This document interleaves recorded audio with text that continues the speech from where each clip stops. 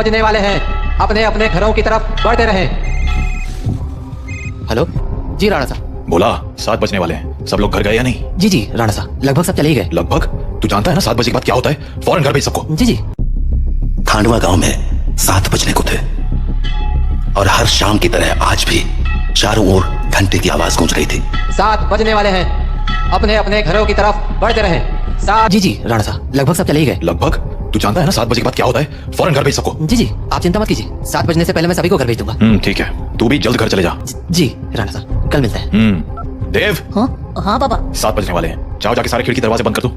हाँ पापा। 7 बजने वाला है, अपने अपने घरों की तरफ बढ़ते रहो। ये चढ़ो रे सब, दुकान बंद हो गई अब। अरे काकी चाय तो पिला दे। अरे बावड़े, घंटी की आवाज ना सुन के तेने, 7 बजने को है, जल्दी से घर निकल वरना। अरे गुड़िया तू बहुत सोचती है, ये सब बस फालतू की बातें हैं, इतना दिमाग मत लगाया कर। बब्बन बेटे, थारे से बहस करने का समय ना है हमारे पास। बेहतर होगा कि 7 बजने से पहले तू अपने घर पहुंच जा, क्योंकि अगर रास्ते में वो मिल गए ना तो दोबारा यहाँ मत आइयो, क्योंकि मैं दरवाजा ना खोलूंगी, समझ गया? जा यहाँ से अब। हाँ जाता हूँ।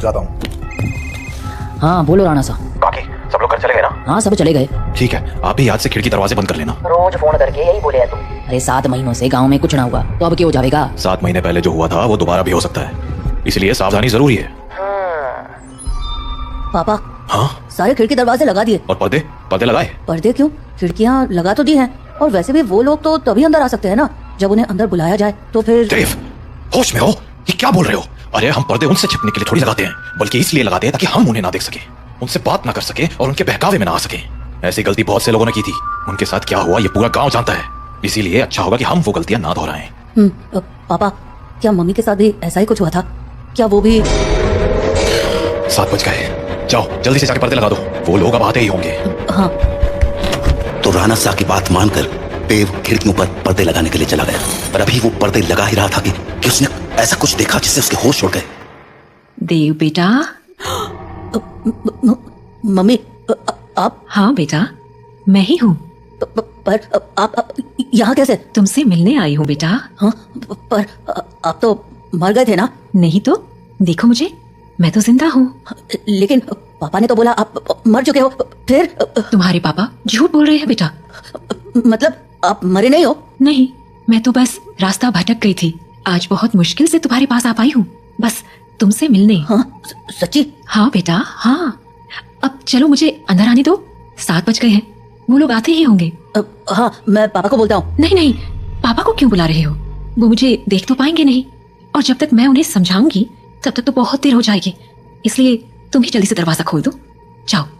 पर पापा ने 7 बजे के बाद दरवाजा खोलने से मना किया है। बेटा मेरे पास ज्यादा वक्त नहीं है, मैं ज्यादा देर तक बाहर नहीं रह सकती, तुमने दरवाजा नहीं खोला तो। नहीं मैं खोलता हूँ। थैंक यू बेटा। तो देव अपने घर के दरवाजे पर पहुंचा और दरवाजा खोल दिया, पर जब सामने कोई नहीं दिखा तो उसने अपनी मम्मी को आवाजें लगानी शुरू की। मम्मी, अरे मम्मी कहाँ गई? मम्मी कहाँ हो? जल्दी आओ ना। देव! पापा, तुमने दरवाजा क्यों खोला है? देव बेटा। मम्मी। देव मम्मी को अपनी ओर आते देख ही रहा था कि तभी राणा साहब ने एकदम से लाइट्स बंद कर दी, और लाइट के अचानक बंद होते ही देव पीछे पलटा तो उसके सामने अंधेरे में राणा साहब खड़े थे, जो देव को चुप रहने का इशारा कर रहे थे। देव बेटा, अरे कहाँ चले गए तुम? देखो मैं आ गई, मम्मी से नहीं मिलोगे? देव। नंदिनी देव को आवाज लगा रही थी, पर वो वहां था ही नहीं, क्योंकि राणा साहब ने उसे बगल वाले कमरे में छिपाकर दरवाजा बंद कर दिया था। पापा बाहर मम्मी थी और। देव शांत हो जाओ, मैंने कहा था ना तुम्हारी मम्मी मर चुकी है। पर पापा उन्होंने बोला वो जिंदा है। और देव बेटा तुम अंदर हो ना, दरवाजा नहीं खोलोगे? तुम्हारी मम्मी आ गई, दरवाजा खोलो बेटा। पापा कोई आवाज मत करो। लेकिन पापा मुझे मम्मी से मिलना है। तुम्हें अगर सच में लगता है कि वो तुम्हारी मम्मी है तो उनसे कल सुबह मिल लेना, ठीक है? पर अभी के लिए शांत हो जाओ। राणा साहब, ओ राणा साहब, अरे मिलने दो ना मुझे देव से, कब तक झूठ बोलोगे उससे कि मैं मर चुकी हूँ? राणा साहब आप सुन रहे हो ना? पापा।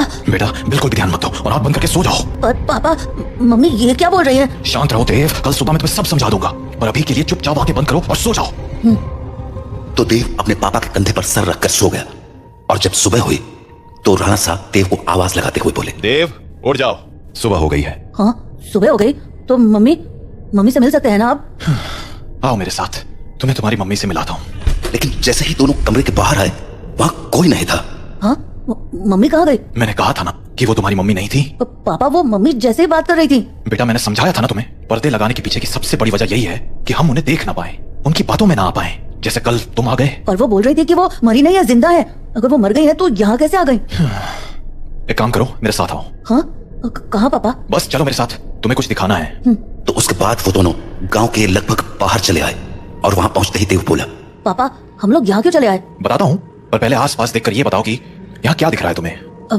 यहाँ तो कुछ भी नहीं है। आसपास बहुत सारे पेड़ हैं। सामने गांव से बाहर जाने का रास्ता है और पास में बब्बन भैया का घर है। तुम्हें कहीं पर कोई बस दिख रही है क्या? हाँ, वो उस तरफ एक पुरानी सी बस है। क्यों? बेटा ये वही जगह है जहाँ तुम्हारी मम्मी की मौत हुई थी।